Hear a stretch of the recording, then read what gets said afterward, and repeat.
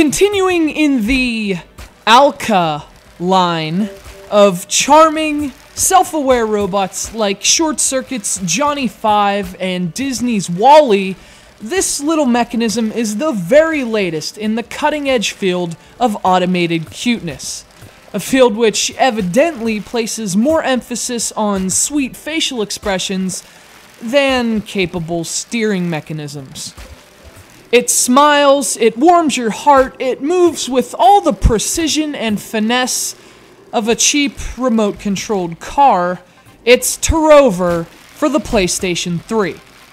You know, to be fair, this is actually a difficult game to review because it really doesn't feel like a bad game. It doesn't leave you with that pungent aftertaste so typical of games that are undeniably, unquestionably bad.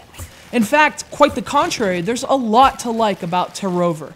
It's got a clever gameplay concept, a great style, and, of course, an adorable protagonist who runs on batteries. Now, you would think those traits would constitute a winning schematic, and really, they kind of do. But for all the things the individual components of TerRover do well, the experience as a whole is entirely dependent on your reaction to its controls. That's where TerRover will either charm you or frustrate you beyond belief.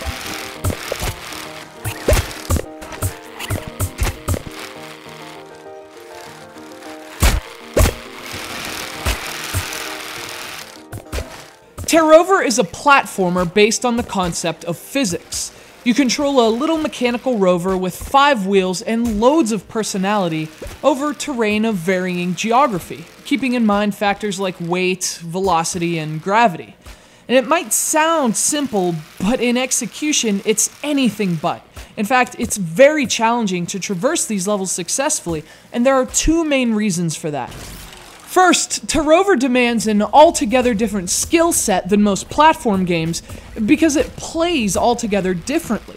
Your rover's mobility is far more dependent on the laws of Isaac Newton than those of, say, Super Mario, despite how closely the game may sometimes resemble a standard platformer.